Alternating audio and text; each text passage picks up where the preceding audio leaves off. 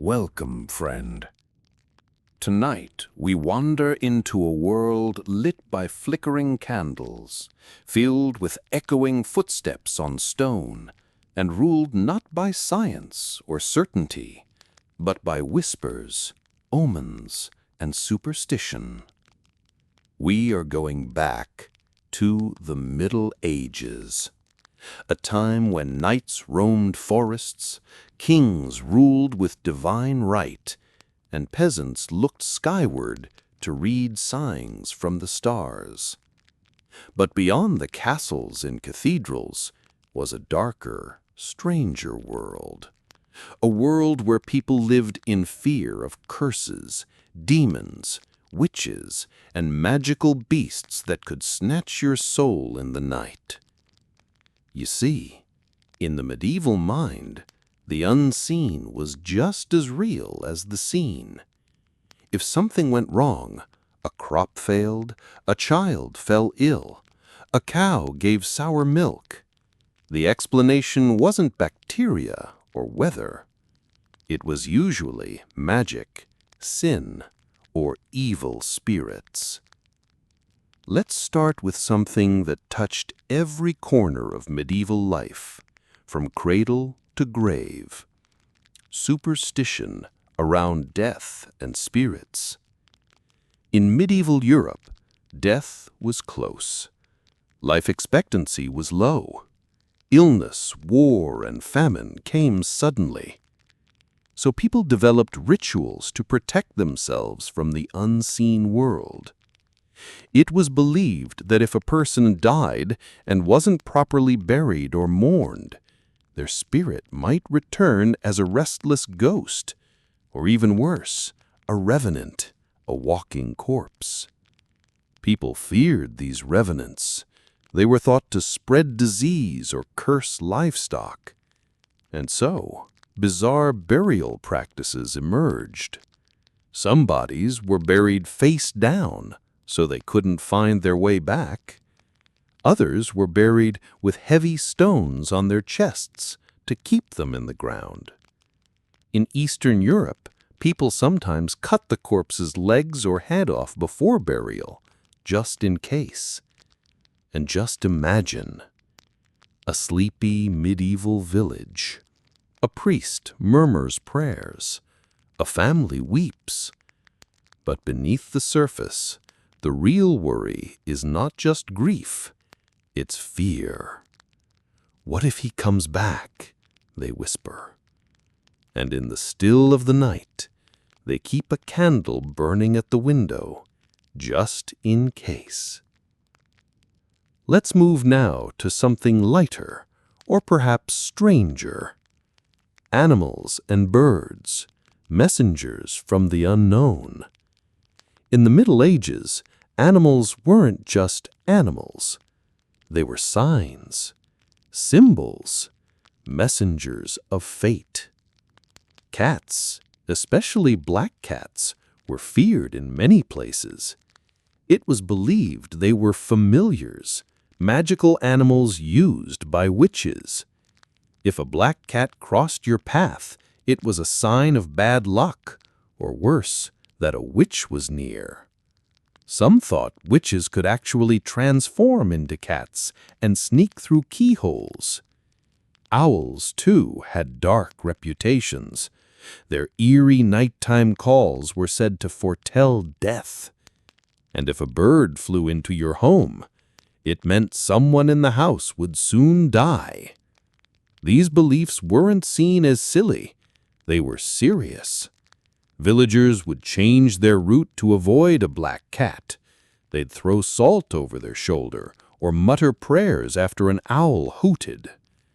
In a world of limited light and limited knowledge, even the smallest shadow could signal doom. But of course, not all signs were bad. Some animals were lucky. Toads, though often seen as witchy, were also believed to cure illness. People carried dried toad parts or wore amulets containing their bones. Rabbit's feet, much like today, were seen as lucky charms, especially if taken under very specific conditions, like during a full moon, from the left hind leg, in a graveyard. Yes, people really did that. And now, as your mind drifts deeper into the candlelit corridors of the past, picture a crooked cottage on the edge of a forest, a broom over the door, a cat at the window, herbs hanging from the ceiling, and a woman muttering charms as she stirs something gently over a flame. Was she a healer or a witch? In the Middle Ages, sometimes there was no difference. When you're ready, we'll continue to explore even stranger superstitions, cursed objects, protective charms, and the terrors of the night. But for now, let your eyes grow heavier and your thoughts grow slower. The Middle Ages will still be here when you whisper. Now that we've wandered through the woods of ghost stories and omens, let us step further into the world of charms and curses, and the strange objects people clung to for safety in the Middle Ages. You see, the medieval world was one of imbalance. Disease could appear suddenly, wars erupted without warning, weather shifted from sunny to destructive in moments, and in a time with little scientific explanation, people reached for symbols, physical objects that might protect them from the chaos they couldn't understand. Let's begin with something quite small, yet deeply powerful in the medieval imagination: the power of amulets and talismans. In the folds of a peasant's tunic, tied inside a child's cradle, or hung from a knight's neckplate, you might find a charm, a simple object believed to guard against evil. Some were made of iron, as it was thought to repel witches and malevolent spirits. Others used animal bones, dried herbs, or even teeth from wolves or boars. There were also charms made from written prayers, tightly rolled into tiny scrolls and placed in leather pouches. These were believed to protect the wearer from demons, plague, or misfortune. A soldier might wear one into battle. A pregnant woman might keep one near the bed. A traveler might clutch one before passing a crossroads. And what was more frightening than a crossroads? It was believed that evil spirits gathered at crossroads after sunset. Burials of the unholy, such as executed criminals or suicides, were often performed there to confuse the spirit and keep them from finding their way home. So it made sense that travelers would reach for anything that offered comfort: a charm, a whisper of a prayer, a piece of iron tucked into their cloak. Now let's turn to the curse, the darker side of magic. Cursed objects and malicious spells. In some villages, people believed that objects could be infused with harm. A shoe left at your doorstep, a doll with pins stuck through it, a knotted piece of string hidden beneath your bed, all were signs that someone had cursed you. Cursing someone wasn't always loud or dramatic. In fact, it was usually quiet. A person might mutter a phrase over a bowl of water, tie a bundle of hair into knots, or bury a charm in the ground while whispering the name of their enemy.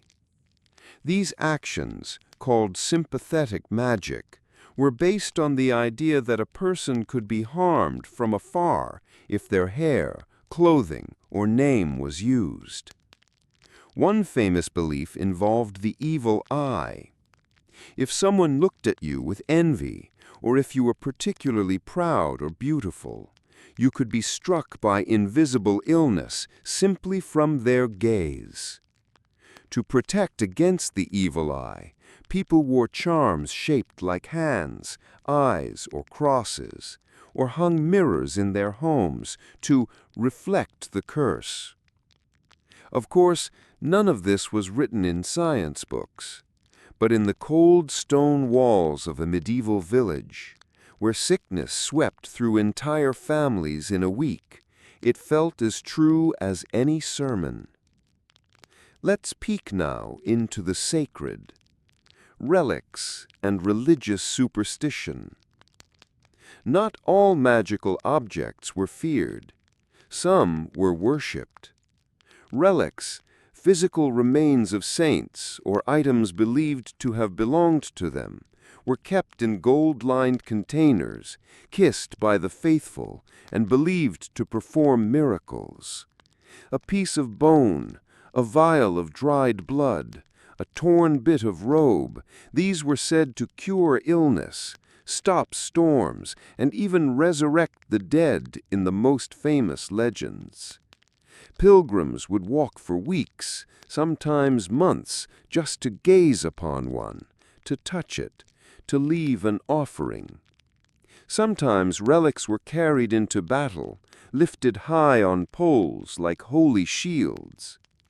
And yet, not all relics were what they claimed to be. Monks sometimes forged them. Bones of pigs or strangers were passed off as saints. Still, belief was powerful. Even if the object was fake, the faith was real. And that faith brought comfort. So now, as your thoughts wander, imagine walking into a dim chapel lit only by candlelight. You approach a golden box resting on velvet.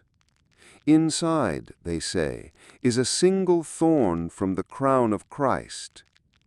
You kneel, you pray, and for a moment, you feel safe. In our next part, we'll drift even deeper into the medieval night, where witches flew, demons whispered, and every shadow might be hiding something wicked. But for now, rest your eyes. You're protected. Settle in, friend. The candles are lit, the doors are barred, and the stars have begun to flicker in the sky. Tonight, we drift into the darker corners of the medieval imagination, where witches flew, demons whispered, and shadows had teeth. Let's begin with a figure both feared and familiar, the medieval witch. Contrary to modern tales, most so-called witches were not brewing potions in pointed hats. In truth, they were often midwives, herbalists, or lonely widows, women who lived on the edge of the village, both literally and socially. But in times of trouble, suspicion was a torch. If a cow stopped giving milk or a storm ruined a harvest, someone might point a shaking finger and say, "It was her." Signs of witchcraft. So how did people know someone was a witch? The signs were as strange as they were terrifying. A mole or birthmark might be called a witch's teat, believed to feed a familiar spirit. A black cat sitting on your windowsill, that was your magical helper. Even talking to yourself too much could be suspicious. To test a suspected witch, villagers might throw her into a river tied to a chair. If she floated, she was guilty, kept afloat by the devil's magic. If she sank, she was innocent. but often already drowned. This grim irony was not lost on the few who watched in silence. You see, fear doesn't need proof, only repetition, only whispers. And in the echoing stillness of the Middle Ages, whispers grew quickly. Now, let's turn our gaze downward, beneath the floors, behind the walls, in the corners of dreams, lurked demons. The demons among us. The medieval church taught that the world was locked in an invisible war, God and angels versus Satan and his many devils. Every sin was a chink in the armor of your soul, every doubt a door. To protect yourself, you needed to confess often, pray deeply, avoid the temptations of wine, women, and wandering thoughts. But even the most devout believed that demons could still sneak in. There were demons that caused lust, caused forgetfulness, caused madness, or even twisted your dreams into nightmares. These were not cartoon imps with pitchforks. They were real, terrifying, invisible. To ward them off, villagers used ritual protection. They scratched protective marks, sometimes called witch marks, into their doorframes, carried iron nails in their pockets, slept with blessed crosses beneath their pillows. Some churches even kept exorcism manuals, handwritten guides filled with chants and diagrams for when the devil himself tried to take root in someone's body. And then there were the night terrors. Today, we call it sleep paralysis, but back then it had a name, the old hag. People believed that at night a dark presence, often an old ghostly woman, would sit on your chest while you slept, making it impossible to breathe or scream. You'd wake up, eyes wide, heart racing, feeling pressure, but unable to move. In modern times, we know this as a natural phenomenon. But in the Middle Ages, it was the work of witches, or succubi, seductive female demons, or even ghosts trying to steal your breath. To protect themselves, people would hang garlic, onions, or even horseshoes above their beds. They'd carve crosses into wooden beams, or leave a candle burning all night, no matter the risk of fire. Now, close your eyes. Picture a thatched cottage under a moonless sky. The wind howls, the fire's nearly out. A family lies huddled beneath wool blankets, clutching small charms in their hands. And in the dark corner of the room, something watches. But they don't look, they don't move. They whisper a prayer and wait for morning. In our next part, we'll explore how the natural world, from weather to illness, was full of magical meaning. Why sneezes were feared, thunderstorms were cursed, and certain days were considered dangerous just to step outside. But for now, let your breath slow. Let the fire crackle. You've traveled with me through shadows and spirits, charms and curses. But now we turn our eyes skyward. Because in the Middle Ages, the weather wasn't just weather. A sneeze wasn't just a sneeze. And a comet in the sky, that was enough to send kingdoms into panic. Let's begin with something we all experience. getting sick. Superstitions about illness. If a child had a fever or a village was struck with coughing fits, people didn't think of germs. They didn't even know what germs were. Instead, they believed that illness was a sign of God's anger, sin, or the work of evil spirits entering the body. To prevent illness, people carried protective herbs like rosemary or sage, tied in bundles or sewn into their clothing. They also wore plague charms, shaped like toads or serpents, to draw out the sickness. Doctors might prescribe wearing red to scare away disease, or bleeding the patient to release bad humors. And yes, they believed in magical cures. One popular recipe included powdered unicorn horn, said to neutralize poisons. Spoiler, there were no unicorns. Another involved eating crushed emeralds or drinking wine mixed with gold flakes. Cures reserved for kings and nobles, of course. But perhaps the most famous of all was the plague doctor. You've seen the image: a tall figure in a black robe and a mask shaped like a bird's beak. The beak wasn't for style. It was filled with herbs, meant to protect the doctor from breathing in evil air or miasma, the cursed fog believed to carry disease.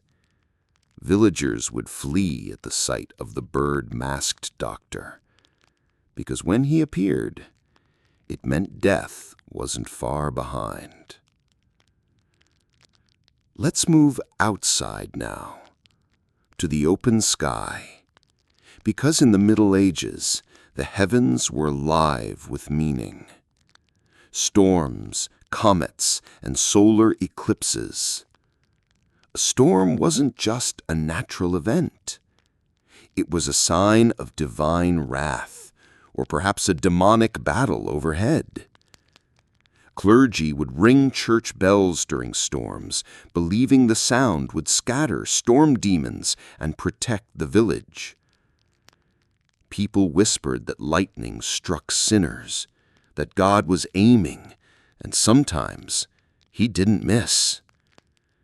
And when a comet blazed through the sky, it was almost always seen as a harbinger of disaster.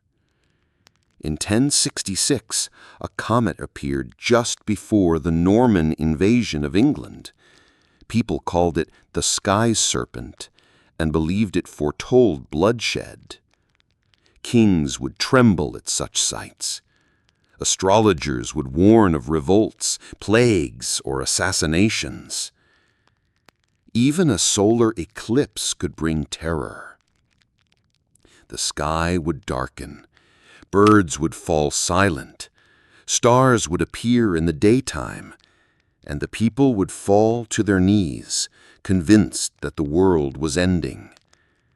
Some believed dragons were swallowing the sun. Others said demons were blotting it out to sneak unseen across the land. In monasteries, monks would fast and pray, believing this darkness to be a test. But even for common folk who may have never heard of astronomy, it was simple. The sun had vanished. That couldn't be good. Of course, not all signs were terrifying. Some days were lucky, some numbers sacred. The number 7 was divine. The number 13 was feared. Mondays were unlucky for travel. Fridays were good for planting herbs. The full moon was said to make people strange or vulnerable to spirits. And then there were dreams. Ah, yes, the medieval mind believed that dreams carried messages, sometimes from God, sometimes from the devil. Dreaming of water meant tears were coming. Dreaming of fire meant danger. Dreaming of a white animal was a good omen, unless the animal spoke. In that case, you were in trouble. And now, as you lie in your quiet room, the rain softly tapping outside, you can imagine the fear, the wonder, the helpless awe these people felt. No forecasts, no science, just the whisper of wind, the crack of thunder, and a deep ancient hope that the world would make sense again when the sun rose. In our final chapter, we'll explore rituals, seasonal magic, and the little everyday actions people believed could change their fate. But for now, let your thoughts float like leaves in the wind. And when you're ready to finish the journey, You've traveled far, dear listener, through dark forests and candlelit cathedrals, past omens and angels, curses and charms. And now we return to the humble places, to everyday life, because in the Middle Ages, even the smallest action could carry magical weight. When to plant your crops, how to protect your child, what to say before opening a door. These weren't just customs, they were spells, woven into daily life, passed from grandmother to grandchild, murmured under breath, and never questioned. Let's begin in the heart of the home, the hearth and household protection. The fireplace was sacred. It gave heat, cooked food, and marked the center of the home. But it was also believed to be a portal, a place where spirits might slip through. To protect the hearth, people hung iron horseshoes above it. They scattered salt across the threshold. They placed rowan branches nearby, a tree believed to ward off evil. Babies were especially vulnerable, so families tied red ribbons around the cradle, placed silver spoons beneath pillows, and even hid nails or garlic cloves under the mattress to drive out witches. It was also common to bless the broom, because sweeping in the wrong direction or at the wrong hour could sweep luck right out the door. And speaking of doors, thresholds, crossroads, and the power of place. In the Middle Ages, location mattered. You never said "thank you" at a doorway. That might invite spirits in.